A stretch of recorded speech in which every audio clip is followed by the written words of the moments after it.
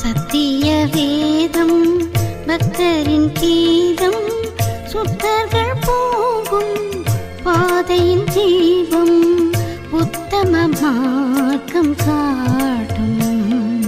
கிறிஸ்துவுக்குள் பிரியமுள்ள சகோதர சகோதரிகளே, நம்முடைய பிதாவாகிய தேவனாலும் கர்த்தராகிய இயேசு கிறிஸ்துவினாலும் கிருபையும் சமாதானம் உண்டாவதாக என்ற வாழ்த்துக்களோடு தேவனுடைய மிகுந்த கிருபையினாலே மீண்டுமாய் நாம் ஒன்று சேரவும் ஒரு புதிய தொடர் பாடத்தை நாம் பார்ப்பதற்கும் தேவன் நமக்கு கொடுத்திருக்கிற அந்த மேலான கிருபைக்காக அவருக்கும் அவருடைய குமாரனுக்கும் மகிமையை செலுத்தி கொண்டு ஒரு சின்ன உதாரணம் நம்ம பார்த்துட்டு கூட நம்ம என்ன பண்ணலாம்னா அந்த பாடத்துக்குள்ள நம்ம போகலாம். பொதுவா நிறைய சப்ஜெக்ட் நம்ம கேட்கிறோம், ஆனா என்ன மாற்றம் நமக்குள்ள அப்படிங்கிறதுக்கு ஒரு சின்ன ஒரு உதாரணம் என்னன்னா, ஒரு வயசான ஒரு பெரியவர் இருந்தாராம். அவருக்கு வேலை பாத்தீங்கன்னா கல்லறை தோட்டத்தை சீரமைக்கிறதா அவருக்கு வேலை. அப்ப பணம் வந்தா இருப்பாரு, மற்ற நேரங்களில் என்ன பண்ணுவாருன்னா வேதத்தை வாசிப்பார். அவர் ஒரு கிறிஸ்தவர், வேதத்தை கவனமா வாசிப்பார். இது அவங்களுடைய பேரன் பார்த்துட்டே இருக்கிறாரு ரொம்ப காலமா. பார்த்துட்டு, தாத்தா எத்தனை காலமா இந்த பைபிளை நீங்க வாசிப்பீங்க? இது ரொம்ப காலமா நான் வாசிச்சுட்டு இருக்கேன். தொடர்ந்து வாசிக்கிட்டே இருக்கிறீங்களே, அப்ப இது உங்களுக்கு என்னத்த பண்ணுச்சு? உங்ககிட்ட வெளிப்பிரகாரமா எந்த ஒரு மாற்றத்தையும் காணா, இந்த வேதத்துல இருக்கிற எல்லா காரியத்தையும் புரிஞ்சுட்டீங்களா? எதுக்காக இப்படி தொடர்ச்சியா வாசிக்கிட்டே இருக்கிறீங்க அப்படின்னு சொல்லி கேட்டாராம். கேட்ட உடனே அவங்க பேரனுக்கு புரிய வைக்கிறதுக்கு அவர் ஒரு காரியம் பண்ணார். என்ன பண்ணாருன்னா, அங்க அந்த நெருப்பு சட்டி, அதாவது ஓட்டை தான், கொஞ்சம் ஓட்டை, அந்த நெருப்பு சட்டி இருந்துச்சாமா. அப்ப என்ன பண்ணாராம், ஒரு பெரிய பானையில இந்த நெருப்பு சட்டியை கொண்டு போய் அந்த கிணத்துல இருக்கிற தண்ணி எடுத்துட்டு இந்த பானையில ரொப்பு அப்படின்னாராம். பேரனும் போய் போய் என்ன பண்றாரு, அதுல சட்டியில தண்ணி எடுக்கிறாரு, கொண்டு ஊத்த வர்றாரு. ஊத்துறதுக்கு முன்னாடி அந்த தண்ணியெல்லாம் என்ன ஆயிடுதுங்க, எல்லாம் வடிஞ்சு. அவரும் ஒரு 10-12 தடவை ட்ரை பண்ணிட்டாரு. ஆனா என்ன தாத்தா இப்படி ஆயிட்டே இருக்குது, நானும் அந்த நெருப்பு சட்டியை கொண்டு வந்து தண்ணி ஊத்தி ஊத்தி பாக்குறேன், ஆனா பானை ரொம்பவே இல்லையே, அப்போ என்ன யூஸ் இதனால அப்படின்னதும், ஒரு மிகப்பெரிய யூஸ் ஆயிருக்கு, நீ கவனிச்ச அப்படின்னா. என்ன அப்படின்னு சொல்லி பார்த்தா, அந்த நெருப்பு சட்டியை ஃபர்ஸ்ட் எடுக்கும்போது அது எப்படி இருந்துச்சு, உள்ள ஃபுல்லா கறி, வெளியே ஃபுல்லா கறி இருந்துச்சு. ஆனா நீ தண்ணி எடுத்து எடுத்து ஊத்த ஆரம்பிச்சா, ஆனா இது என்ன ஆகல, நிறையல. ஆனா அந்த நெருப்பு சட்டி என்னவாயிடுச்சு, அது சுத்தம் ஆயிடுச்சு பாரு அப்படின்னா. அதனால நிறைய காரியங்கள், சொல்லுகிற எல்லா காரியங்களையும் புரிந்து கொள்ளக்கூடிய பக்குவம் நமக்கு இருக்கும்னு சொல்ல முடியாது, எல்லாத்தையும் அறிஞ்சுக்கிட்டோம் அப்படின்னு சொல்லவும் முடியாது. ஆனா நமக்கு தெரியாமலேயே உண்மையா இந்த வேதத்துக்கு படி நடக்கணும்னு ஆசைப்பட்டோம்னா நமக்குள்ள என்ன ஆகிட்டு இருக்கும், ஒரு சுத்திகரித்தல். அதை இந்த தேவனுடைய வார்த்தை செஞ்சுக்கிட்டே இருக்கும். ஆபிரகாம் தான், தாவீது தான், 10 இல்ல 50 கிளாஸ் கேட்டுக்கிட்டே தான் நம்ம இருந்துகிட்டே இருப்போம். ஆனா நம்மள அறியாமலே அந்த சத்தியத்துக்கு நம்ம கீழ்ப்படிய நம்மள அறியாம ஒரு சுத்திகரித்தல் என்ன ஆகிட்டு இருக்கோங்க. அதுக்காக தான் சகோதரர்கள் ஐக்கியம் அதிகமா, வேத தியானங்கள் அதிகமா, நம்ம படிச்ச காரியங்களே திரும்ப திரும்ப படிக்கிறதுக்கான காரியங்கள், இது எல்லாமே எதுக்கு அப்படின்னா, அது நம்மள அறியாமலேயே நமக்குள்ள என்ன பண்ணிக்கிட்டு இருக்கோம்னா ஒரு சில சுத்திகரித்தலை பண்ணிக்கிட்டு இருக்கோம். அப்ப அந்த ஒரு சிந்தையோட கூட நம்ம இன்னைக்கு புது ஒரு நபரை குறித்து தான் நம்ம பார்க்க போகிறோம். வேற சில பாடங்கள் எடுக்கலான்னு தான் ஆசை வச்சிருந்தோம். ஆனா ஒரு வழிநடத்துதல் ஆபிரகாமை குறித்து எடுக்கலாம் அப்படின்னு சொல்லி. ஆனா இது உங்களுக்கு தாவீதை போல ஒரு கேரக்டர் ஸ்டடியாவே இருக்கும் அப்படின்னு நீங்க எதிர்பார்க்க கூடாது. சொல்லப்படுகிற எல்லா காரியமும் உங்களுக்கு எளிமையா இருக்கும்னு நீங்க எதிர்பார்க்க கூடாது.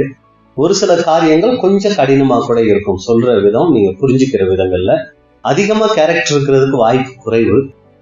கேரக்டர் ஸ்டடி இதுல வாய்ப்பு குறைவு. ஆனா நிறைய காரியங்கள் நம்ம தெரிஞ்ச காரியங்கள் கூட இருக்கும், தெரியாத காரியங்களும் கூட நம்ம இருக்கும். அதனால நீங்க செய்ய வேண்டிய ஒரே உதவி என்ன அப்படின்னா, இந்த கிளாஸ்க்காக என்ன பண்ணுங்க, ஜெபம் பண்ணணும். முடிஞ்ச வரைக்கும் நீங்க என்ன பண்ணணும்னா, எல்லா கிளாஸும் அட்டென்ட் பண்ணீங்கன்னா அது உங்களுக்கும் பிரயோஜனமா இருக்கும், பகிர்ந்து கொள்கிற எனக்கும் கூட பிரயோஜனமா இருக்கும். அப்ப இன்னைக்கு நாம சென்ற நாட்கள ஒரு மிகப்பெரிய ஒரு கதாபாத்திரத்தை வேதத்துல இருந்து பார்த்தோம். தேவனுடைய இருதயத்துக்கு ஏற்ற மனுஷனாகிய தாவீதை குறிச்சு பார்த்தோம். அப்ப இன்னைக்கு கூட நம்ம ஒரு முக்கியமான ஒரு கதாபாத்திரத்தை தான் நம்ம ஆரம்பிக்கிறோம். அவரை குறிச்சு தேவன் என்ன சொல்றார், தாவீதை குறிச்சு சொல்லும் போது என்னன்னு சொன்னாரு, என் இருதயத்துக்கு ஏற்றவன் சொன்னாரு. இவரை குறிச்சு என்ன சொல்றாரு, ஏசாயா 41 அதிகாரம் 8வது வசனம். என் தாசனாகிய இஸ்ரவேலே, நான் தெரிந்து கொண்ட யாக்கோபே, என் சிநேகிதனான ஆபிரகாமின் சந்ததியே. என் சிநேகிதனான ஆபிரகாமின் சந்ததியே.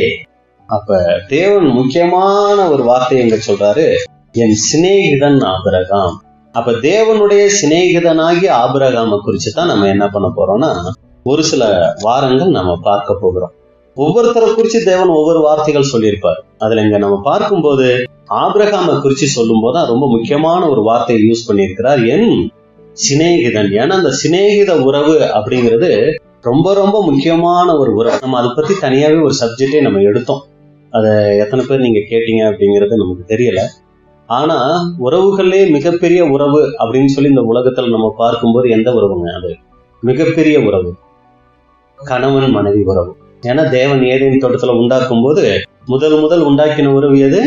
கணவன் மனைவி உறவு தான். அதுல இருக்கிற சிறப்பு அம்சங்கள் என்ன, ஒரு கணவன் மனைவிக்கு என்னெல்லாம் செய்யணும், மனைவி கணவனுக்கு என்னெல்லாம் செய்யணும் அப்படிங்கிறத குறித்து நம்ம பார்த்தோம். அது மறுபடியும் பார்க்க வேண்டும். அதே போல இந்த உலகத்துல அடுத்து மிக மிக முக்கியமான ஒரு உறவு எது அப்படின்னு சொல்லி நம்ம பார்க்கும்போது அந்த உறவு தான் சிநேகிதர் அப்படிங்கிற உறவு. எப்படி ஒரு கணவன் மனைவி எங்கேயோ பிறந்து திருமணம் அப்படிங்கிற ஒரு பந்தத்தின் மூலமா அவங்க ஒண்ணு சேர்றாங்களோ, அதே போல நண்பர்கள் அப்படிங்கிறவங்களும் எங்கெங்கேயோ பிறக்கிறாங்க. கடைசியில் அவங்க ஏதோ ஒரு சூழ்நிலையில ஒண்ணு வகுப்புலையோ இல்ல பலவித சூழ்நிலைகள்லயோ அவங்க ஒன்று சேர்ந்து பிரிக்க முடியாத உயிர் தோழர்கள் உயிர் தோழிகளா மாறுறாங்க. அப்ப அந்த நண்பருங்கிற உறவு உலகத்துல நம்ம பார்க்கும்போது இரண்டாவது விலையேற பெற்ற ஒரு உறவா இந்த உலகத்துல இருக்கு. அந்த உறவை மையப்படுத்தி தான் இங்க தேவன் சொல்றாரு, என் சிநேகிதன் ஆபிரகாம். அப்போ ஒரு நண்பர்களுக்குள்ள என்னென்ன விஷயங்கள் இருக்குமோ அவ்வளவு விஷயங்களும் யாருக்குள்ள இருந்துச்சுன்னு நம்ம சென்ற நாட்கள்ல பார்த்திருக்கிறோம். மறந்துட்டீங்களா? ஆபிரகாமுக்கும் தேவனுக்கும் இருந்துச்சு. ஆபிரகாம் அந்த சிநேகிதனுக்காக என்னெல்லாம் பண்ணாரு, தேவன் ஆபிரகாமுங்கிற தன்னுடைய சிநேகிதனுக்காக என்னெல்லாம் பண்ணாரு அப்படிங்கிறத குறிச்செல்லாம் நம்ம நிறைய காரியங்கள் நம்ம தியானிச்சிருக்கோம். சரிங்களா? இன்னைக்கு நம்ம அதை குறிச்சு நம்ம பார்க்க போகிறதுல, ஆனா நம்ம பார்க்க போகிறது யாரை குறிச்சு அப்படிங்கும் போது தேவனுடைய சிநேகிதனாகிய ஆபிரகாமை குறிச்சு நம்ம பார்க்க போகிறோம். இவர் வேதத்துல ரொம்ப முக்கியமான ஒரு கதாபாத்திரம். சகோதரர் சொன்னபடி நீங்க பாத்தீங்கன்னா விசுவாசத்தின் தந்தை இவரை குறிச்சுதான் நம்ம பார்க்க போகிறோம். இவரை குறிச்சு வேதத்துல ஆதியாகமத்துல கிட்டத்தட்ட ஒரு 14 அதிகாரங்கள், அதாவது 12ஆம் அதிகாரத்துல இருந்து 25ஆம் அதிகாரம் வரைக்கும் இவருடைய வாழ்க்கை அங்க பதிவு செய்யப்பட்டிருக்கு. இவருடைய வாழ்க்கையில இருந்து நம்ம ஏற்கனவே நிறைய பாடங்கள் நம்ம கற்றிருந்தாலும் புது சிஷ்யனுடைய வாழ்க்கைக்கு இன்னும் கூட அநேக வழிகாட்டுதல்கள் இவர்களுடைய வாழ்க்கையில இருந்து நம்ம கற்றுக்கொள்றதுக்கு வாய்ப்பு இருக்குது. அப்ப ஆபிரகாம் வாழ்க்கையில அவரை குறிச்சு நிறைய காரியங்கள் அவர் மூலமாவும் நம்ம பாடங்கள் கத்துக்கலாம். அவர் சந்திக்கிற நபர்கள், அவரோடு தொடர்புள்ள ஜனங்கள் யார் யார சொல்லாங்க? ஆபிரகாமோட சம்பந்தப்படுத்தி நம்ம சொல்லணும்னா யார் யார சொல்லலாம்? சாரால சொல்லலாம், அப்புறம் ஈசாக்க சொல்லலாம், லோத்தை குறிச்சு சொல்லலாம், அப்புறம் எலியாசரை குறிச்சு சொல்லலாம், வேற பாத்திரலாம் இல்லைங்களா? இன்னும் நிறைய பேர் இருக்காங்க. அவங்கள குறிச்செல்லாம் பார்த்து இவங்க மூலமா தேவன் நமக்கு என்ன பாடங்கள் வச்சிருக்கிறார் அப்படிங்கறத குறிச்சுதான் நம்ம பார்க்க போறோம். விசேஷமாய் நம்ம கற்றுக்கொள்ளக்கூடிய பாடம் என்னன்னா, ஆபிரகாமுடைய வாழ்க்கையும் இந்த தேவனுடைய தெய்வீக திட்டமும் தான் இதுல அதிகமா அடங்கியிருக்கும். ஒரு சில காரியங்கள் நம்ம வசனத்துக்குள்ள போகும்போது அந்த நேரத்துல தேவன் நமக்கு ஏதாவது சொல்லணும்னு ஆசைப்பட்டாருன்னா அந்த காரியங்களை குறிச்சு கூட நம்ம என்ன பண்ணிக்கலாம்னா பார்க்க போகிறோம். அந்த முழு தேவனுடைய தெய்வீக திட்டம் ஆபிரகாமுடைய வாழ்க்கைக்குள்ள எப்படியாய் மறைஞ்சிருக்கு அப்படிங்கறத குறிச்சுதான் நம்ம பார்க்க போகிறோம். அப்ப நம்ம வசனத்துக்குள்ள போயிடலாம். ஆபிரகாமை குறிச்சு எங்க வசனம் ஆரம்பிக்குது? ஆதியாகமம் 11ஆம் அதிகாரம் 26ல இருந்து வாசிக்கலாம். தேராகு 70 வயதான போது ஆபிராம், நாகோர், ஆரான் என்பவர்களை பெற்றான். அப்ப 3 பேரை பெற்றெடுக்கிறார். யார் யார? ஆபிராம், நாகோர், ஆரான் அப்படிங்கிற 3 பேர் அவர் பெற்றெடுக்கிறார். தேராகுடைய வம்ச வரலாறு. தேராகுடைய வம்ச வரலாறு பத்தி வேதம் சொல்லுது. தேராகு ஆபிராம், நாகோர், ஆரான் என்பவர்களை பெற்றான். ஆரான் லோத்தை பெற்றான். நம்ம பார்க்கிறோம் அந்த ஆரானுக்கு பிறந்தவர் தான் லோத்து. ஆரான் தன் ஜென்ம பூமியாகிய ஊர் என்கிற கல்தையர் தேசத்து பட்டணத்திலே தன் தகப்பனாகிய தேராகு மரிக்கும் முன்னே மரித்தான். தேராகு மரிக்கிறதுக்கு முன்னாடியே அவங்க 3 பசங்கள்ல ஒருத்தராகிய ஆரான் அங்க மரிச்சிடுறாரு. ஆபிராமும் நாகோரும் தங்களுக்கு பெண் கொண்டார்கள். ஆபிராமுடைய மனைவிக்கு சாராய் என்று பேர், நாகோருடைய மனைவிக்கு மில்காள் என்று பேர். இவள் ஆரானுடைய குமாரத்தி. அந்த ஆரான் மில்காளுக்கும் இஸ்காளுக்கும் தகப்பன். சாராய்க்கு பிள்ளை இல்லை, மலடியாயிருந்தாள்.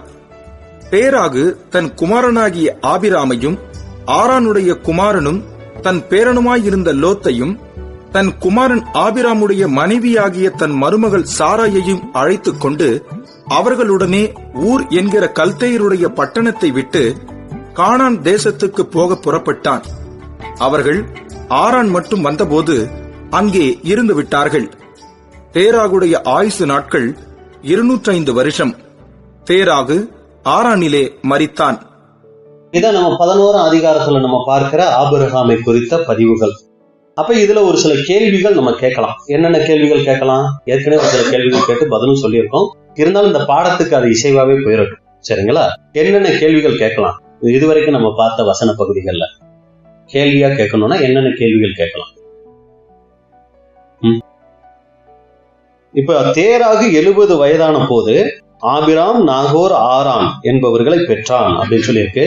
அப்ப தேராகோட 70 வயசுல எத்தனை பேர் பிறந்தாங்க? அவருக்கு 3 பேரும் ஒரே வயசுல பிறந்திருக்கிறதுக்கு வாய்ப்பு இல்ல. அப்ப எந்தெந்த வயசுல யார் யாரு பிறந்தாங்க? அது ஒரு கேள்வி கேட்கலாம். அடுத்து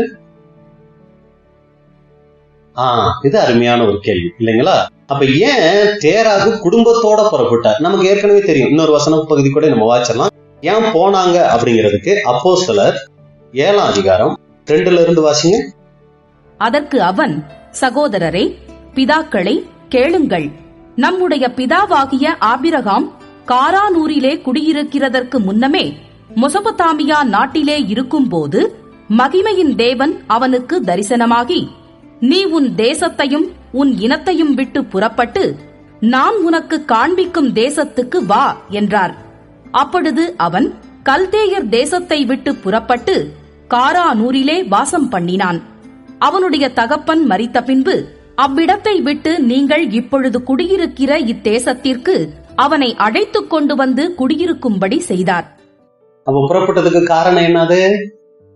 தேவன் அழைத்தார், அதனால புறப்பட்டாங்க. சரி, அது நமக்கு தெரிஞ்ச விஷயம். இதுல இன்னும் ஒரு கேள்வி கேட்கணும்னா எப்படி கேட்கலாம்? அத ஏன் ஆபிரகாம் கிளம்புனாருங்கிறதுக்கு பதில் பார்த்துட்டோம் அப்போஸ்தலர்கள்ல. அதுல இன்னொரு கேள்வி கேட்டா எப்படி கேட்கலாம்? தேவன் அழைச்சது யார? ஆபிரகாம. யார் யாரெல்லாம் கிளம்புறா? ஏன் லோத்து கிளம்பணும்? அடுத்து ஏன் தேராகு கிளம்பணும்? அதுவும் ஒரு கேள்வி. அப்புறம் வேற என்ன கேள்வி கேட்கலாம்? இதுல அடுத்து ஒரு கேள்வி என்னன்னா, இவங்க புறப்பட்டு போக வேண்டியது எங்க? கானானுக்கு போகணும். ஆனா இவங்க என்ன பண்ணிட்டாங்க? அப்ப ஆரான் மட்டும் வந்துட்டு ஏன் அங்க தங்கிட்டாங்க? இதுவும் கூட ஒரு அருமையான ஒரு கேள்வி இல்லைங்களா? அப்ப என்னென்ன கேள்வி கேட்கலாம்னா, தேராகுக்கு 70 வயதான போது 3 பேர் பிறந்தாங்கன்னா எந்தெந்த வயசுல யார் யார் பிறந்தாங்க? முதல் கேள்வி. அடுத்து இன்னொரு கேள்வி கூட இருக்கு. இந்த ஆபிரகாமுக்கு தேவன் சொன்னாருன்னா தேவனை குறிச்சு ஆபிரகாமுக்கு ஏற்கனவே ஒருத்தர் என்ன பண்ணிருக்கணும்?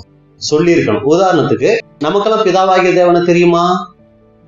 தெரியும் இல்லைங்களா? தெரியாதுன்னு சொல்லிடாதீங்க. பிதாவாகிய தேவனை நல்லாவே தெரியும். எப்படி தெரிஞ்சிச்சு நமக்கு? முன்ன தெரியாம இருந்தோம். ஒரு சகோதரன் மூலமா என்ன பண்ணார்? தேவன் நமக்கு வெளிப்படுத்தினார். அப்ப சத்தியங்கள் வெளிப்படும் போது நம்ம இதுதான் தேவனா அப்படின்னு நம்ம கண்டுபிடிச்சோம். இதே போல தேவன் யாருக்கு மூலமா கூட வெளிப்படுத்தி இருக்கணும்? ஆபிரகாமுக்கு யாரோ ஒரு நபர் மூலமா தான் தன்னை குறிச்சு ஆரம்பத்திலே வெளிப்படுத்தி இருந்திருக்கணும். இப்ப தேவன் தரிசனமாகி அப்படின்னா அவருடைய வார்த்தை அங்க வரும்போது ஆபிரகாம் இவர் தான் தேவன் கண்டுபிடிச்சுக்கிட்டாரு. அப்ப தேவனை குறிச்சு ஆபிரகாமுக்கு யாரோ ஒருத்தர் சொல்லியிருக்கணும். யார் சொல்லியிருக்கணும்? இது கூட நம்ம அதுல கேள்வியா பாக்குறோம். சரிங்களா? அடுத்துதான் ஏன் தேராகு குடும்பத்தோட புறப்படணும்? ஆபிரகாம் சொன்னா ஆபிரகாம் அவருடைய மனைவி போறது நியாயம். ஏன் குடும்பமா புறப்பட்டாங்க? அடுத்து ஏன் ஆரான் வந்த உடனே தங்கிட்டாங்க? இதுக்கான பதில் நம்ம பார்க்கும்போது அது நமக்கு ரொம்ப பிரயோஜனமா இருக்கும். அப்ப முதல் கேள்வி, எந்தெந்த வயதுகள்ல யார் யார் பிறந்தாங்க? தேராகுடைய 70 வயசுல 3 பேரும் பிறந்தாங்க அப்படின்னு நம்ம பார்க்கும்போது, இப்ப ஆபிரகாம் தேராகுடைய 70 வயசுல பிறந்தாரா அப்படின்னு நம்ம கண்டுபிடிக்கிறதுக்கு என்ன பண்ணலாம் அப்படின்னு சொல்லி நீங்க பாத்தீங்கன்னா, இப்ப அதே 11ஆம் அதிகாரம் 32வது வசனம் வாசிங்க. தேராகுடைய ஆயுசு நாட்கள் 205 வருஷம். அப்ப தேராகுடைய ஆயுசு நாள் மொத்தம் 205 வருஷம் தேராகு உயிரோட இருந்திருக்கிறார். தேராகு ஆரானிலே மரித்தான். ஆரான்ல தேராகு மரிக்கும் போது அவருடைய வயசு எவ்வளவு? 205. இப்ப அந்த நேரத்துல அவர் மரிக்கும் போது ஆபிரகாமுக்கு எவ்வளவு வயசு அப்படின்னு சொல்லி நம்ம பார்க்கும்போது அதுலயே 12ஆம் அதிகாரம் 4வது வசனம் வாசிங்க. கர்த்தர் ஆபிராமுக்கு சொன்னபடியே அவன் புறப்பட்டு போனான். தேராகு மரிச்ச உடனே ஆபிரகாம் அங்க இருந்து கிளம்புறாரு. அப்படி கிளம்பும் போது ஆபிரகாமுடைய வயது எவ்வளவு? லோத்தும் அவனோட கூட போனான். ஆபிராம் ஆரானை விட்டு புறப்பட்ட போது ஆபிரகாம் ஆரானை விட்டு புறப்பட்ட போது 75 வயதுள்ளவனாய் இருந்தான்.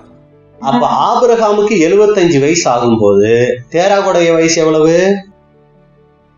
205. அப்ப தேராகுடைய வயசு 205ல இருந்து எத்தனை கழிக்கணுங்க? 75 வயசு கழிங்க எவ்வளவு வருது?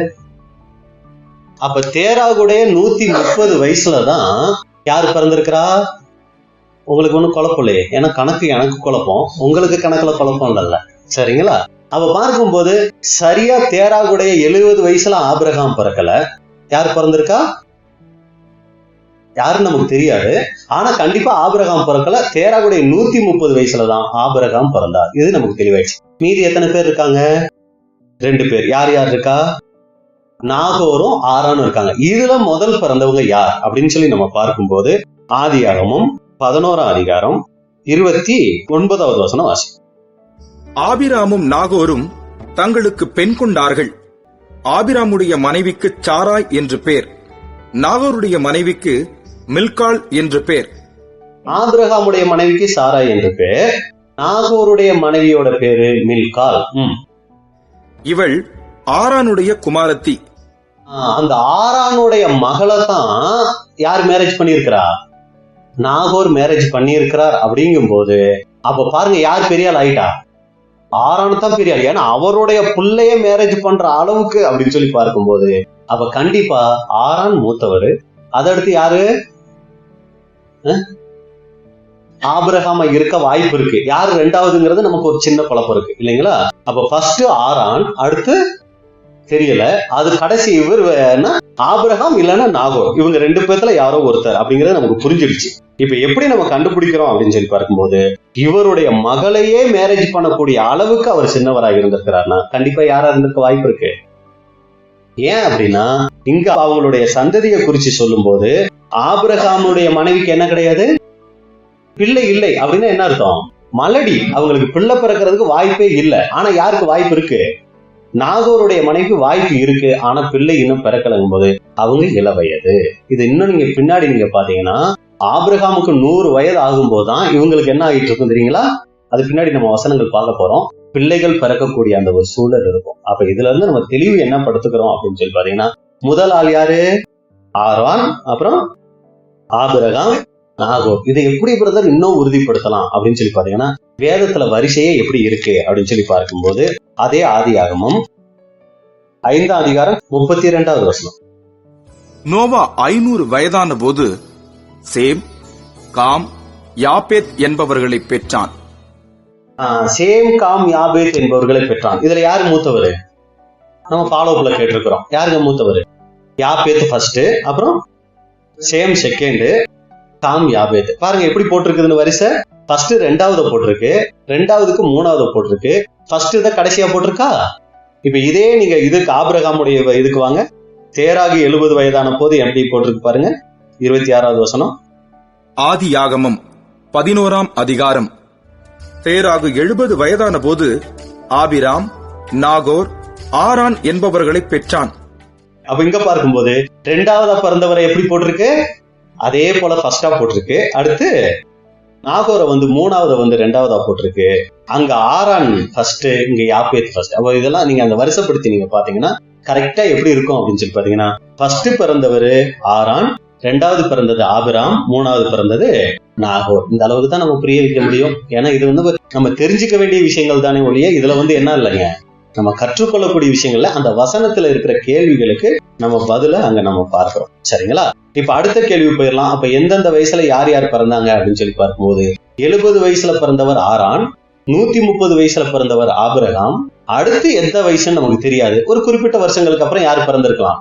நாகோர் அங்க பிறந்திருக்கலாம். இதான் நம்ம வேதத்துல ஓரளவு புரிஞ்சுக்கிட்ட ஒரு சில விஷயங்கள். இப்ப அடுத்த கேள்வி, ஆபிரகாமுக்கு தேவனை குறிச்சு யார் சொல்லியிருக்க முடியும் அப்படின்னு சொல்லி பார்க்கும்போது இப்ப என்ன பண்ணலாம்னா ஆபிரகாமுடைய வாழ்க்கைய பின்னாடி அப்படி பின்னோக்கி போகலாம். அவங்க அப்பா, தாத்தா அப்படி நம்ம போகலாம். யாரு சொல்லியிருக்க வாய்ப்பு இருக்கு அப்படின்னு சொல்லி பார்க்கும்போது இப்ப ஆபிரகாமுடைய அப்பா பேர் என்னங்க?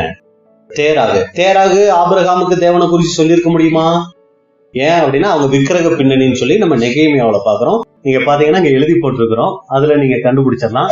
ஆபிரகாமுடைய அப்பா பேரு தேராகு, தேராகுடைய அப்பா பேரு நாகோரு, நாகோருடைய அப்பா பேரு செரூக்கு, செரூக்குடைய அப்பா பேரு ரெகு, ரெகுடைய அப்பா பேரு பேலேக், பேலேக்குடைய அப்பா பேரு ஏபேர், ஏபருடைய அப்பா பேரு சாலா, சாலாவுடைய அப்பா பேரு அர்பகசாத். இவங்க யாருமே தேவனுக்குள்ள இருந்த மாதிரி நமக்கு வசன பதிவுகள் இல்ல.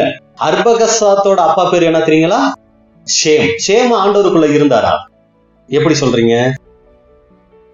நோவா ஆசீர்வதிக்கும் போது எப்படி ஆசீர்வதிக்கிறார்? ஆதியாகமம் 9ஆம் அதிகாரம் 26வது வசனம். சேமுடைய தேவனாகிய கர்த்தருக்கு ஸ்தோத்திரம் உண்டாவதாக. சேமுடைய தேவனாகிய கர்த்தருக்கு ஸ்தோத்திரம் போது ஆண்டவருக்குள்ள இருந்த ஒரு மனுஷர் யாருன்னா சேம். சேமுக்கு அப்புறம் பாத்தீங்கன்னா யாரும் ஆண்டவருக்குள்ள இருந்த மாதிரி இங்க நமக்கு வேதத்துல பதிவுகள் இல்ல. அடுத்து தேவன் யாரு கூட தான் தொடர்பு வைக்கிறாரு? ஆபிரகாமோட தான் தொடர்பு வைக்கிறார். இப்ப சேமு இருந்த காலத்துக்கும் ஆபிரகாம் இருந்த காலத்துக்கும் எத்தனை தலைமுறை ஆகி போச்சு? ஏகப்பட்ட தலைமுறை வந்துருச்சு. இப்ப ஆபிரகாமுக்கு தேவனை குறிச்சு யார் சொல்லி இருக்க வாய்ப்பு இருக்கு அப்படின்னு சொல்லி நம்ம பார்க்கும்போது, இப்ப ஆபிரகாம் காலத்துல சேமு இருந்திருப்பாரா? இருந்திருக்கிறதுக்கு வாய்ப்பு இருக்கா அப்படின்னு சொல்லி நம்ம இப்ப கண்டுபிடிக்கலாம். ஆதியாகமம் 11ஆம் அதிகாரம் 10வது வசனம். சேமுடைய வம்ச வரலாறு.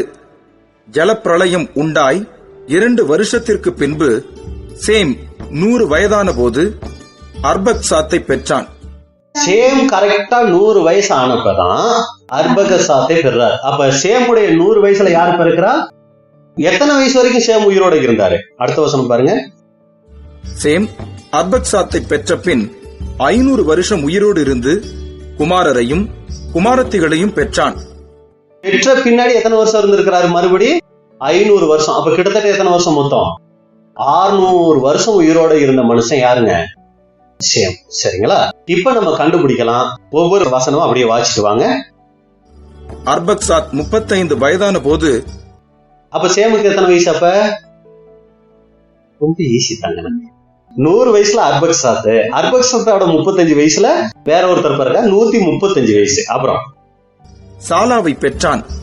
சாலாவை பெற்ற பின் அர்பக்சாத் 403 வருஷம் உயிரோடு இருந்து குமாரரையும் குமாரத்திகளையும் பெற்றான். சாலா 30 வயதான போது மறுபடி சாலா 30 வயசு ஆகும் போது ஏபேரை பெற்றான். இப்ப எத்தனை வயசு ஆயிடுச்சு? 165 ஆயிடுச்சு. ஏபேரை பெற்ற பின் சாலா 403 வருஷம் உயிரோடு இருந்து குமாரரையும் குமாரத்திகளையும் பெற்றான். ஏபேர் 34 வயதான போது. இப்ப 34 வயசு ஆகும்போது சேமுடைய வயசு அப்ப எவ்வளவா இருக்கும்? 199. பேலேகை பெற்றான். பேலேகை பெற்ற பின் ஏபேர் 430 வருஷம் உயிரோடு இருந்து குமாரரையும் குமாரத்திகளையும் பெற்றான். பேலேகு 30 வயதான போது. இப்ப சேமுடைய வயசு எவ்வளவு? கணக்கு வச்சுக்கோங்க, எனக்கு வராது. சரி, அப்படியே சொல்லிட்டே வாங்க. ரெகுவை பெற்றான். ரெகுவை பெற்ற பின் பேலேகு 209 வருஷம் உயிரோடு இருந்து குமாரரையும் குமாரத்திகளையும் பெற்றான். ரெகு 32 வயதான போது செருகை பெற்றான். செருகை பெற்ற பின் ரெகு 207 வருஷம் உயிரோடு இருந்து குமாரரையும் குமாரத்திகளையும் பெற்றான். செருகு 30 வயதான போது நாகோரை பெற்றான். நாகோரை பெற்ற பின் செருகு 200 வருஷம் உயிரோடு இருந்து குமாரரையும் குமாரத்திகளையும் பெற்றான். நாகோர் 29 வயதான போது தேராகை பெற்றான். தேராகை பெற்ற பின் நாகோர் 119 வருஷம் உயிரோடு இருந்து குமாரரையும் குமாரத்திகளையும் பெற்றான். தேராகு 70 வயதான போது. தேராகுக்கு 70 வயசு ஆகும் போது ஆபிராம், நாகோர், ஆரான் என்பவர்களை பெற்றான். இப்ப மொத்தம் தேராகுக்கு 70 வயசு ஆகும் போது சேமுடைய வயசு எவ்வளவு? டோட்டல் பண்ணிருங்க. 390 வயசு. இதெல்லாம் எதுக்கு வேதத்துல பதிவு செய்யப்பட்டிருக்குன்னா இதெல்லாம் தெரிஞ்சுக்கிறதுக்கு தான் பதிவு செய்ய. பெற்றான்ட்டு போறதுக்கு பதிவு செய்யப்படல. இப்ப சேமுக்கு 390 வயசு ஆகும் போது தேராகுக்கு எத்தனை வயசு? 70 வயசு. இப்ப தேராகுடைய எத்தனை வயசுல ஆபிரகாம் பிறந்தாருன்னு பார்த்தோம்? 130. 130 தானே? 130 வயசுல ஆபிரகாம் பிறக்கிறார். அப்ப ஆபிரகாம் பிறக்கும் போது சேமுடைய வயசு எவ்வளவுங்க? 490 60 பிளஸ் பண்ணுங்க. 70 வயசு ஆகும் போது அவருக்கு 390, அதுல இருந்து 60 இல்லைங்களா? 450 வயசு ஆபிரகாம் பிறக்கும் போது இவருடைய வயசு எவ்வளவுங்க? சேமுடைய வயசு 450. அதுக்கப்புறம் எத்தனை வருஷம் உயிரோட இருந்திருக்கிறாரு? கிட்டத்தட்ட ஒரு 150 வருஷம் உயிரோட இருந்திருக்கிறார். அவ பார்க்கும்போது கிட்டத்தட்ட 150 வருஷம் அதுக்கப்புறம் உயிரோட இருந்திருக்கிறாருன்னா ஆபிரகாமுக்கு தேவனை குறிச்சு யார் சொல்லியிருக்கணும்? சேம் தான் சொல்லியிருக்கணும். எப்படி சேம் சொல்லியிருப்பார் அப்படின்னு சொல்லி வரலாற்று பின்னணியில நம்ம போய் பார்க்கணும். அதுக்கு வேதத்துல இல்ல, வரலாற்று பின்னணியில நம்ம போய் பார்க்கும்போதுதான் இந்த கேள்விகளுக்கெல்லாம் பதில் இருக்கு. ஆபிரகாமுக்கு யார் தேவனை குறிச்சு சொல்லியிருக்கணும் அது ஒரு கேள்வி. ஏன் தேராகு குடும்பத்தோட கிளம்பணும், ஆபிரகாம் மட்டும் கிளம்பி இருக்கலாமே அதுக்கு கேள்வி. ஏன் ஆரான்ல போய் தங்கணும் அப்படின்னு சொல்லி நம்ம பார்க்கும்போது அதுக்கெல்லாம் கேள்விகளுக்கு நிறைய பதில்கள் நமக்கு வேதத்துல அதுக்கு அடிப்படை இல்லைனாலும் வேத பின்னணி என்ன சொல்லுது அப்படின்னு சொல்லி நீங்க பாத்தீங்கன்னா ரொம்ப விசேஷமான காரியங்களை சொல்லுது. என்ன அப்படின்னு சொல்லி பாத்தீங்கன்னா, தேராகு ஒரு ராஜாவுக்கு கீழே, நீங்க ஃபாலோப்ல கேட்டிருப்பீங்க, அவர் ஒரு பூஜாரி மாதிரி சிலைகளை இது பண்றவர் அப்படின்னு சொல்லி நீங்க கேட்டிருப்பீங்க. அது மட்டும் தகவல் இல்ல, இன்னும் கூட தகவல் இருக்கு. அவர் ஒரு ராஜாவுக்கு கீழே எப்படி இருந்தார்னா, குதிரை வீரர்களுக்கு சேனாதிபதியா இருந்திருக்கிறார். யானைகளுக்கு காலாட்படை, யானைப்படை இப்படி எல்லாம் ராஜாக்களுக்கு இருக்கும் இல்லைங்களா? இதுல குதிரைப்படைக்கு சேனாதிபதியா இருந்தவர் யாருன்னா தேராகு. இப்ப என்ன நடந்துச்சு அப்படின்னு சொல்லி நீங்க பாத்தீங்கன்னா, இந்த தேராகு என்ன பண்ணுமா, குதிரைப்படைக்கு சேனாதிபதியாவும் இருக்கணுமாமா. ஆனா மாசம் அந்த முதல் நாள் ஒரு தெய்வத்தை புதுசா செஞ்சு ராஜாவுக்கு கொண்டு போய் வைக்கணுமாமா, ராஜாவுக்கு கொண்டு போய் கொடுக்கணுமா, அவர் வணங்குறதுக்கு. மாசம் புது ஒரு விக்கிரகத்தை செஞ்சு கொடுக்கணுமா. இது தேராவுக்கு இருக்கிற அங்க ஒரு வேலையா இருந்திருக்கு. சரிங்களா? இப்ப அந்த ராஜா யாராவா இருந்திருக்கிறதுக்கு வாய்ப்பு இருக்கு? நம்ம எல்லாருக்கும் தெரிஞ்சவர் தான் அவர். யாரா இருந்திருக்க வாய்ப்பு இருக்கு? சரி, ஃபர்ஸ்ட் இந்த கேள்வியை கேட்போம். இந்த ஆபிரகாம் எந்த தேசத்துல இருந்தார்? தேராகு. சரி, தேராகு எடுத்துக்கோம். தேராகு எந்த தேசத்துல இருந்தாரு? ஊர் என்னும் கல்தேயர் பட்டணம். கல்தேயர் பட்டணம்னு அது எது தெரியுங்களா? கல்தேயர் அப்படின்னு யார சொல்லுவாங்க தெரியுங்களா வேதத்துல? சொல்லுங்க. பாபிலோனியருக்கு தான் இன்னொரு பேரு கல்தேயர்னு பேர். சரிங்களா? அப்ப பாபிலோன் தேசம், அது இப்ப அது பாபிலோன் தேசம்னா அந்த நேரத்துல அதுக்கு என்ன கல்தேயர் தேசம் அப்படி எல்லாம் பேர் இருக்கு. உங்களுக்கு இன்னும் கொஞ்சம் டவுட் இருக்குதா? நீங்க என்ன பண்ணிருங்கன்னா மேப்புக்கு வந்துருங்க. ஃபர்ஸ்ட் மேப் எடுத்தீங்கன்னா அது என்னன்னு போட்டிருக்கு தலைப்பு, அதுக்கு அந்த மேப்புக்கு ஆபிரகாம் பிரயாணம் பண்ணின தேசங்கள் அப்படின்னு சொல்லி இருக்குங்களா? இப்ப கல்தேயான் இருக்குங்களா? லாஸ்டுக்கு வந்துருங்க. கல்தேயான் இருக்கா? இருக்குங்களா? என் பைபிள்ல இருக்கு, உங்க பைபிள்ல இருக்கா? கல்தேயான்னு பாருங்க. இந்த இடத்துக்கு இருக்கும், இந்த இடத்துக்கு கல்தேயான்னு வரும். சரிங்களா? அந்த கல்தேயா பக்கத்துல இன்னொரு பேர் இருக்கும் பாருங்க, பெருசா, பாபிலோன். அப்ப பாபிலோனுக்கு பேரு தான் கல்தேயா. சரிங்களா? இப்ப அந்த பாபிலோன்ல, அந்த கல்தேயா பட்டணத்துல முக்கியமான ஒரு ராஜா தேராகுவினுடைய காலத்துல இருந்தாரு. அந்த ராஜா யார் தெரியுங்களா? நம்ம கண்டுபிடிச்சிடலாமா? மறுபடி வேதத்துக்குள்ள கொஞ்சம் போர் அடிக்கும், அட்ஜஸ்ட் பண்ணிக்கங்க. ஏன்னா இதெல்லாம் தெரிஞ்சுக்க வேண்டிய ரொம்ப முக்கியமான ஒரு விஷயங்கள். அதனாலதான் இதை நான் ரொம்ப உங்களுக்கு ரிஸ்க் எடுத்து ரொம்ப கஷ்டப்பட்டு நான் சொல்றதுக்கு காரணம் என்னன்னா, வேதத்தினுடைய காரியங்களை நம்ம நல்லா புரிஞ்சுக்கணும் அப்படிங்கிறதுக்காக தான். சரிங்களா? இப்ப அந்த ராஜா யார் தெரியுங்களா? ஆதியாகமம் 9ஆம் அதிகாரம் 18வது வசனம். பேழையிலிருந்து புறப்பட்ட நோவாவின் குமாரர் சேம், காம், யாப்பேத் என்பவர்களே. இரண்டாம் உலகத்தினுடைய ஸ்டார்ட். யார் யார் வரா? சேம், காம், யாபேத், 3 பேர் வந்துட்டாங்களா? இப்ப அடுத்து 10ஆம் அதிகாரம் 6வது வசனம் வாசிங்க. காமுடைய குமாரர் சேம விட்டுருங்க, சேமுடைய சந்ததியை நம்ம இப்ப பார்த்துட்டோம் ஆபிரகாம் வரைக்கும். அடுத்து யார் இருக்கா? யாபேத்தையும் விட்டுருங்க. இப்ப யார் இருக்கா? காம் இருக்கிறார். இந்த காமுடைய சந்ததியில முக்கியமான ஒருத்தர் இருக்கிறார். காமுடைய குமாரர் கூஷ், மிஸ்ராயிம், பூத், கானான் என்பவர்கள். கானான் அப்படின்னு சொல்லி பாக்குறோம் இல்லைங்களா? இப்ப இதுல முக்கியமான ஒருத்தர் இருக்கிறார். அவர் யார் அப்படின்னு சொல்லி பாத்தீங்கன்னா கூஸ். அதாவது நம்ம காமுடைய பையன் கூஸ். இந்த கூசுக்கு பிறந்தவர் முக்கியமான ஒருத்தர். அவர் தான் யார் அப்படின்னா 10:8 வாசிங்க. கூஷ் நிம்ரோத்தை பெற்றான். நிம்ரோத்தை பெற்றான். இந்த காமுடைய சந்ததியில வந்தவர் தான் நிம்ரோத். இவர் சாதாரண ஆள் இல்ல. கீழே வாசிங்க. இவன் பூமியிலே பராக்கிரமசாலியானான். இவர் பூமியில மிகப்பெரிய ஒரு பராக்கிரமசாலி. இவரை குறித்து நம்ம ஏற்கனவே சொல்லியிருக்கோம். இருந்தாலும் உங்களுக்கு புரிஞ்சுக்கிறதுக்காக சொல்றேன். என்ன அப்படின்னு சொல்லி பாத்தீங்கன்னா, அந்த நாட்கள்ல ஜனங்கள் வசிக்கிற பகுதி ரொம்ப கம்மி, காடுகள் அதிகம். அதனால காட்டு மிருகங்கள்லாம் என்ன ஆகும்னா அடிக்கடி நாட்டுக்குள்ள என்ன பண்ணிரும், பூந்துடும். அப்ப இந்த நிம்ரோத் என்ன பண்ணுவார்னா ஒரு பலத்த வேட்டைக்காரன். அடுத்த வசனம் வாசிருங்க. இவன் கர்த்தருக்கு முன்பாக பலத்த வேட்டைக்காரனாய் இருந்தான். ஆகையால் கர்த்தருக்கு முன்பாக பலத்த வேட்டைக்காரனான நிம்ரோதை போல என்னும் வழக்கச் சொல் உண்டாயிற்று. அப்ப இவர் ஒரு மிகப்பெரிய வேட்டைக்காரர். இவர் அந்த தேசத்துல என்ன பண்ணார்னா மிருகங்களுக்கிட்ட இருந்து ஜனங்களை காப்பாற்ற கூடியவரா இருந்ததுனால இவரை ஒரு தெய்வமாவே பார்க்க ஆரம்பிச்சாங்க. அந்த வகையில் இவர் என்னன்னா அந்த ஜனங்களை ஆளுகிற ஒரு ராஜாவா இருந்தார். சரிங்களா? இவர் எதையெல்லாம் ஆண்டாரு அப்படின்னு சொல்லி நம்ம பார்க்கும்போது அதுலயே 10 வாசிங்க.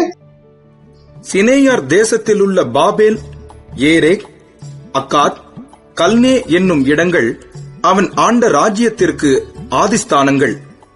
இந்த நிம்ரோத் ஒரு ராஜாவா இருந்திருக்கிறார். அதுல இவர் ஆண்ட ஒரு முக்கியமான ஒரு பகுதியினுடைய பேர் தான் என்னன்னா பாபேல். இந்த பாபேலினுடைய பேர் தான் என்னச்சுங்க, பாபிலோன் ஆச்சு. அந்த பாபிலோனுக்கு தான் இன்னொரு பேர் என்னதுங்க, கல்தேயா. சரிங்களா? அப்ப இந்த கல்தேயா பட்டணத்துல தேராக இருக்கும் போது ராஜாவா யார் இருந்தாரு, இந்த நிம்ரோத் ராஜாவா இருந்தாரு. இப்ப இந்த நிம்ரோத்து தான் என்ன பண்ணுவார்னா மாசமானா சிலைகள் செஞ்சு இவருக்கு கொடுக்கணும்னு சொல்லிக்கிட்டு இருந்திருக்கிறார். சரிங்களா?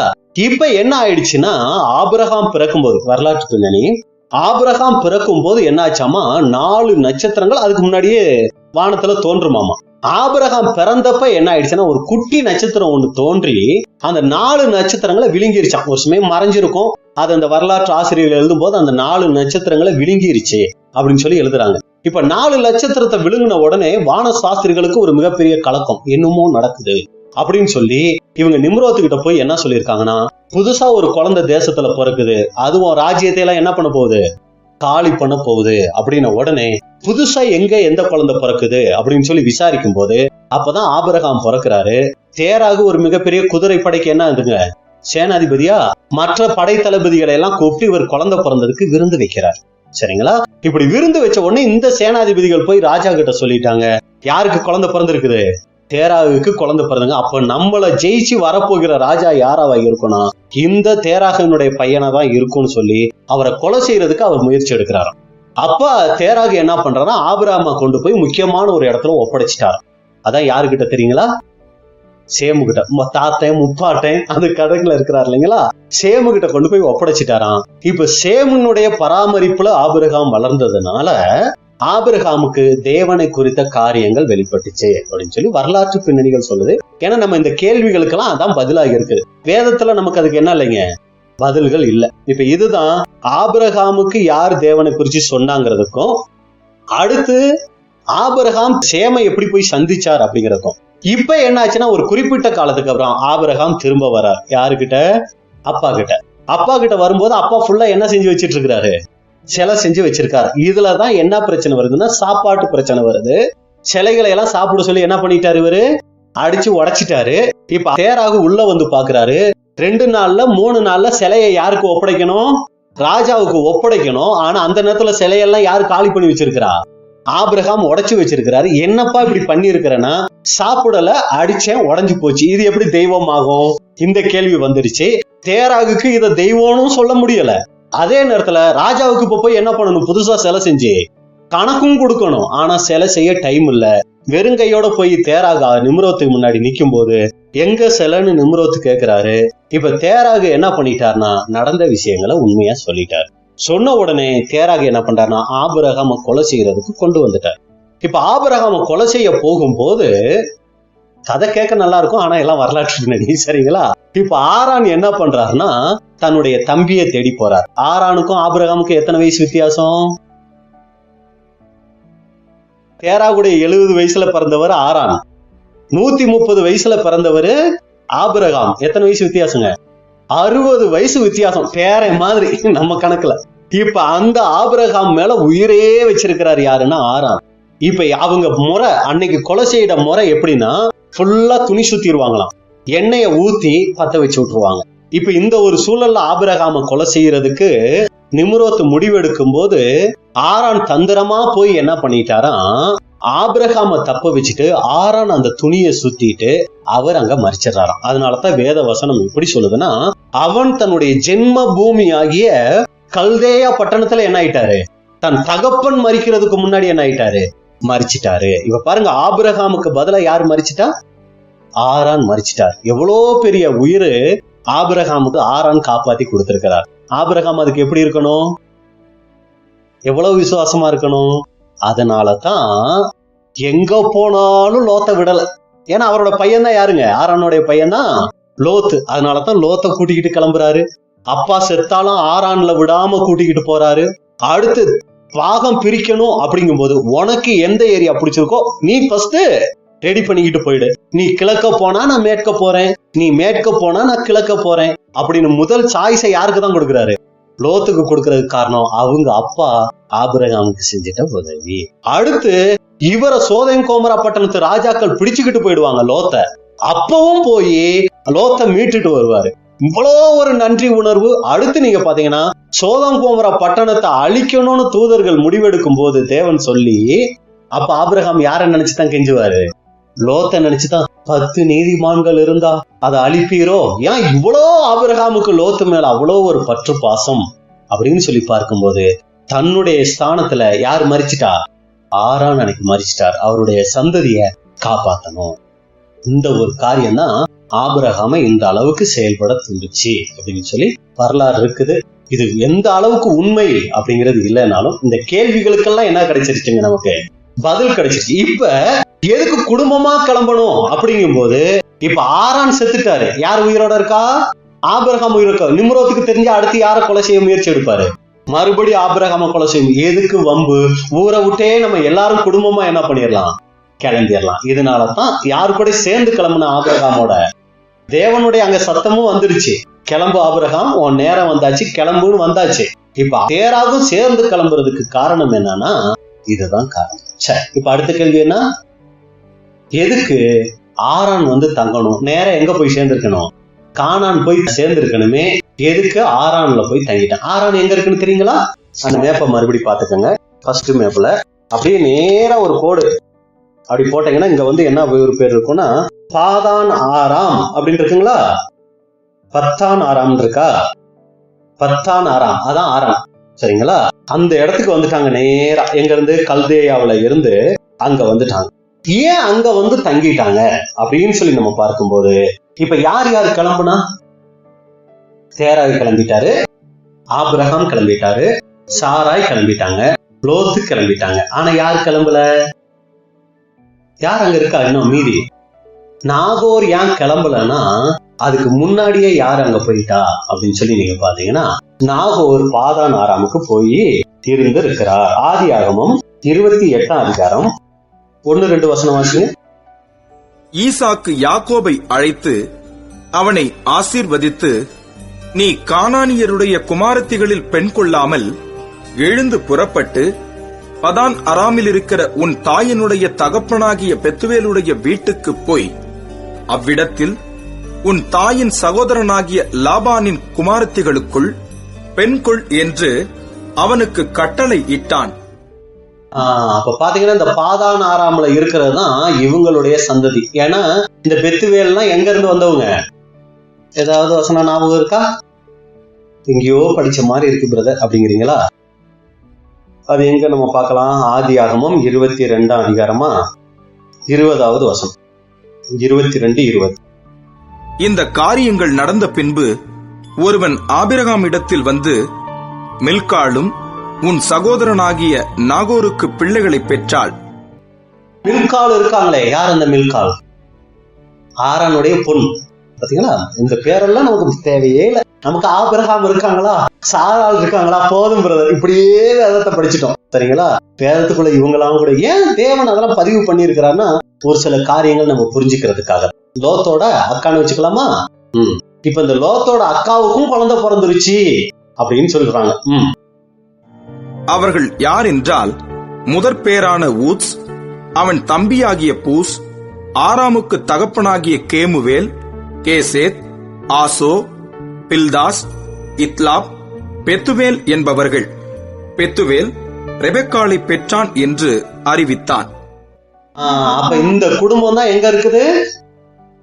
பாதான் ஆறாம்ல இருக்குது. அதனால போய் தங்குனது தப்பு இல்லைங்களா?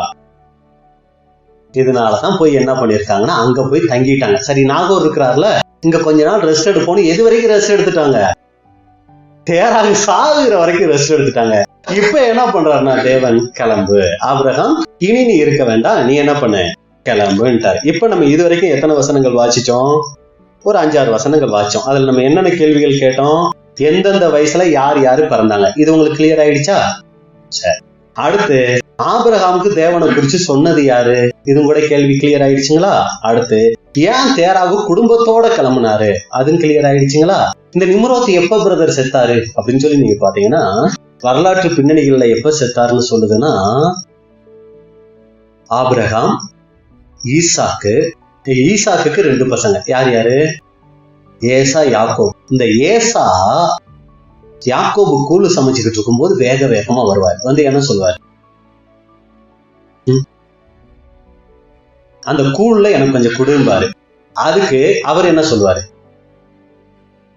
சேஷ்ட புத்திர பாகத்தை கொடு, நான் இதை தர்றேன் பாரு. அதுக்கு ஏசா என்ன சொல்லுவார்? என் உயிரே போகுதுங்கிறார். இப்ப கொஞ்சம் நம்ம நிதானிக்கணும். வேட்டைக்கு போயிருக்கிறாரு, ஒரு நேரம் சாப்பிடல, இப்ப வந்திருக்கிறாரு, அவருக்கு உயிர் போகுமா? ஏன் இங்க உயிர் போகுது? இனி நான் உயிரோட இருக்க போறது இல்லை, எனக்கு அந்த கூளை குடிச்சிட்டு நான் என்ன ஆகுறேன், சாகுறேன்னு சொல்ற அளவுக்கு ஏசாவுக்கு என்ன பிரச்சனை அப்படின்னா வரலாற்று பின்னணி தான் இது. இந்த மாதிரி கேள்வி கேட்கும் போது நமக்கு வரலாற்று பின்னணி போகுது. என்ன பிரச்சனை ஏசா உங்களுக்கு அப்படின்னு சொல்லி போகும்போது, இந்த ஏசா வனத்துல வேட்டையாடும் போது அங்க என்ன பண்ணிட்டாருன்னா செடிகள் பக்கத்துல ஏதோ ஒரு அசைவை பார்த்து இவர் என்ன பண்ணிருக்கிறாருன்னா வில்லையோ ஈட்டியோ கையில இருந்த ஆயுதத்தை எரிஞ்சிட்டாரு. அது பார்த்தா அங்க இருந்த ஆளாகிய நிம்ரோத் மேல பட்டிருக்குது. நிம்ரோத் இறந்துட்டார், ராஜா இறந்துட்டாருன்னு உடனே எல்லாரும் என்ன பண்ணிட்டாங்க, ஏசாவை கொலை செய்யறதுக்கு துணிஞ்சிட்டாங்க. ஏசா அவங்க கிட்ட இருந்து தப்பி வந்துதான் அந்த கூழ் கேட்டு குடிச்சதா வரலாறு சொல்லுது. இல்ல பிரதர், நாங்க அப்படி கேட்டோம் இப்படி கேட்டோம்னா அதுக்கு நான் பொறுப்பாளி இல்ல, இது நம்ம படிச்சதுல நம்ம கேள்விப்பட்டது. சரிங்களா? ஒரு சில சகோதரர்கள் மூலமா இப்படியெல்லாம் அந்த யாசேர் புஸ்தகம் அப்படியெல்லாம் இருக்குது பாருங்க, அதுல இருக்கிற காரியங்களை வந்துச்சுதான். இப்ப பாருங்க, அதையே கூட பவுல் சொல்லிதான் நமக்கே தெரியுது. 2 அழைப்பு ஆபிரகாமுக்கு இருந்துச்சு.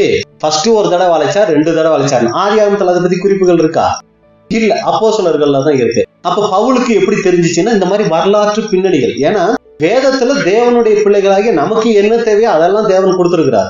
கொஞ்சம் அதிகப்படியா தெரிஞ்சுக்கணும் ஆண்டவரே அப்படின்னு சொல்லி கொஞ்சம் உள்ள போனோம்னா இது போன்ற தகவல்களையும் நமக்கு பிரயோஜனத்துக்கு தேவன் என்ன பண்றாரு, அங்க சொல்லி தரதுக்கு அவர் கூட சித்த வச்சிருக்கிறார். அப்ப இப்படித்தான் நம்ம பார்க்கிறோம் நிம்ரோத்தினுடைய முடிவு.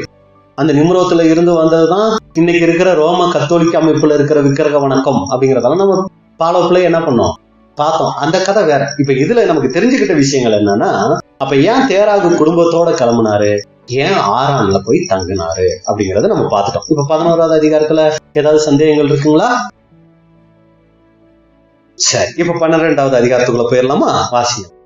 கர்த்தர் ஆபிராமை நோக்கி, இப்ப தேராகு மரிச்ச உடனே ஆபிரகாமை கூப்பிட்டு, நீ உன் தேசத்தையும் உன் இனத்தையும் உன் தகப்பனுடைய வீட்டையும் விட்டு புறப்பட்டு நான் உனக்கு காண்பிக்கும் தேசத்துக்கு போ. நான் உன்னை பெரிய ஜாதியாக்கி உன்னை ஆசீர்வதித்து உன் பேரை பெருமைப்படுத்துவேன். நீ ஆசீர்வாதமாய் இருப்பாய். உன்னை ஆசீர்வதிக்கிறவர்களை ஆசீர்வதிப்பேன், உன்னை சபிக்கிறவனை சபிப்பேன். பூமியிலுள்ள வம்சங்கள் எல்லாம் உனக்குள் ஆசீர்வதிக்கப்படும் என்றார். கர்த்தர் ஆபிராமுக்கு சொன்னபடியே அவன் புறப்பட்டு போனான். லோத்தும் அவனோட கூட போனான். ஆபிராம் ஆரானை விட்டு புறப்பட்ட போது 75 வயதுள்ளவனாய் இருந்தான். ஆபிராம் தன் மனைவியாகிய சாராயையும் தன் சகோதரனுடைய குமாரனாகிய லோத்தையும் தாங்கள் சம்பாதித்திருந்த தங்கள் சம்பத்தெல்லாவற்றையும் ஆரானிலே சவதரித்த ஜனங்களையும் கூட்டிக் கொண்டு அவர்கள் கானான் தேசத்துக்கு புறப்பட்டு போய் கானான் தேசத்தில் சேர்ந்தார்கள். இப்ப அந்த ஆரான்ல இருந்து கானான் போய் சேர்ந்துட்டார் ஆபிரகாம். அப்புறம் ஆபிராம் அந்த தேசத்தில் சுற்றி திரிந்து, அந்த கானான் தேசத்துல அவர் சுத்தி திரிஞ்சு சீகேம் என்னும் இடத்துக்கு சமீபமான மோரே என்னும் சமபூமி மட்டும் வந்தான். அக்காலத்திலே கானானியர் அத்தேசத்திலே இருந்தார்கள். கர்த்தர் ஆபிராமுக்கு தரிசனமாகி, உன் சந்ததிக்கு இந்த தேசத்தை கொடுப்பேன் என்றார். அப்பொழுது அவன் தனக்கு தரிசனமான கர்த்தருக்கு அங்கே ஒரு பலிபீடத்தை கட்டினான். பின்பு அவன் அவ்விடம் விட்டு பெயர்ந்து பெத்தேலுக்கு கிழக்கே இருக்கும் மலைக்கு போய், பெத்தேல் தனக்கு மேற்காகவும் ஆயி கிழக்காகவும் இருக்க கூடாரம் போட்டு அங்கே கர்த்தருக்கு ஒரு பலிபீடத்தை கட்டி கர்த்தருடைய நாமத்தை தொழுது கொண்டான். பாத்தீங்களா, ஆரான்ல இருந்து கானான் வந்துட்டாரு. கானான் வந்த உடனே ஆபிரகாம் செஞ்ச முக்கியமான ஒரு காரியம், ஒரு பலிபீடத்தை கட்டி தேவனை தொழுது கொள்கிறார். அதன் பின் ஆபிராம் புறப்பட்டு தெற்கே பிரயாணம் பண்ணிக்கொண்டு போனான். அத்தேசத்திலே பஞ்சம் உண்டாயிற்று. கானான் தேசத்துல ஒரு பஞ்சம் உண்டாயிருச்சு. தேசத்திலே பஞ்சம் கொடிதாய் இருந்தபடியால் ஆபிராம் எகிப்து தேசத்திலே தங்கும்படி அவ்விடத்துக்கு போனான். இப்ப ஆரான்ல இருந்து கானான் வந்தவரு, கானான்ல இருந்து எங்க கிளம்பிட்டாரு? எகிப்துக்கு கிளம்பிட்டாரு. அவன் எகிப்துக்கு சமீபமாய் வந்தபோது தன் மனைவி சாராயை பார்த்து, நீ பார்வைக்கு அழகுள்ள ஸ்திரீ என்று அறிவேன். ஏன்னா புறஜாதி தேசம், இவங்க வந்து சாதாரண ஜனங்கள் கொஞ்சம் பேரு, அவங்க நினைச்சு இவங்களை கொன்னுருவாங்க. அதனால சாராய், நீ பார்க்கறதுக்கு ரொம்ப அழகா இருக்கிற, அதனால ஒன் நிமித்தம் என்ன கொன்னுருவாங்க. எகிப்தியர் உன்னை காணும்போது இவள் அவனுடைய மனைவி என்று சொல்லி என்னை கொன்று போட்டு உன்னை உயிரோடே வைப்பார்கள். ஆகையால் உன் நிமித்தம் எனக்கு நன்மை உண்டாகும் படிக்கும், உன்னாலே என் உயிர் பிழைக்கும் படிக்கும் நீ உன்னை என் சகோதரி என்று சொல் என்றான். ஆபிராம் எகிப்திலே வந்தபோது எகிப்தியர் அந்த ஸ்திரீயை மிகுந்த அழகுள்ளவள் என்று கண்டார்கள். பார்வோனுடைய பிரபுக்களும் அவளை கண்டு பார்வோனுக்கு முன்பாக அவளை புகழ்ந்தார்கள். அப்பொழுது அந்த ஸ்திரீ பார்வோனுடைய அரமனைக்கு கொண்டு போகப்பட்டாள். ராஜா, நாங்க ஒரு பொண்ணை பார்த்தோம், ஒருத்தர் புதுசா ஊருக்கு குடி வந்திருக்கிறாங்க, அந்த பொண்ணு அவ்வளவோ அழகா இருக்கு, ராணியை விட அழகா இருக்கு, புகழ்ந்திருக்கிறாங்க. உடனே அந்த ஸ்திரீ அப்ப கொண்டு வாங்கன்னு சொல்லி கூட்டிட்டு வந்துட்டாங்க. அவள் நிமித்தம் அவன் ஆபிராமுக்கு தயை பாராட்டினான். அண்ணன் இல்ல, அதனால அவருக்கு நிறைய வெகுமானங்கள் கொடுக்கிறாரு. அவனுக்கு ஆடு மாடுகளும் கழுதைகளும் வேலைக்காரரும் வேலைக்காரிகளும், வேலைக்காரர் மாத்திரம் இல்ல, வேலைக்காரிகளும். இதுலதான் முக்கியமான ஒரு நபர் ஒளிஞ்சிருக்காங்க. யாருங்க அது? ஆகார். சரிங்களா, அதுக்குள்ளதான் இருக்கிறாங்க ஆகார். எகிப்து தேசத்தின் அடிமை பெண்ணு வேலைக்காரி யாருன்னா ஆகார். அதான் அப்பதான் ஆகார் வந்து ஆபிரகாம சந்திக்கிற ஒரு வாய்ப்பு. வாசிங்க. கோழிகை கழுதைகளும் ஒட்டகங்களும் கிடைத்தது.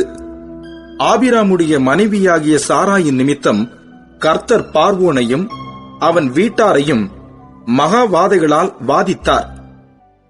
ஆனா பார்வோன் சாராய திருமணம் பண்ணி கொள்றதுக்கு தேவன் அனுமதி கொடுக்கல.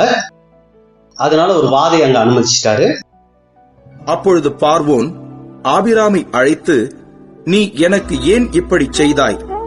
இவள் உன் மனைவி என்று நீ எனக்கு அறிவியாமற் போனதென்ன? ஏன் இப்படி பண்ணிட்டேன்னு அவர் கேள்வி கேட்கிறாரு. இவளை உன் சகோதரி என்று நீ சொல்ல வேண்டுவது என்ன? இவளை நான் எனக்கு மனைவியாக கொண்டிருப்பேனே. தப்பி தவிர்ந்த இவளை எனக்கு மனைவியாக்கி இருப்பேனே. இதோ உன் மனைவி, இவளை அழைத்துக் கொண்டு போ என்று சொன்னான். பார்வோன் அவனை குறித்து தன் மனுஷருக்கு கட்டளை கொடுத்தான். அவர்கள் அவனையும் அவன் மனைவியையும் அவனுக்கு உண்டான எல்லாவற்றையும் அனுப்பிவிட்டார்கள். இதுதான் 12ஆம் அதிகாரம். இதுல எல்லாமே உங்களுக்கு புரிஞ்சிருக்கும் நினைக்கிறேன். எல்லாம் புரிஞ்சிருச்சுங்களா?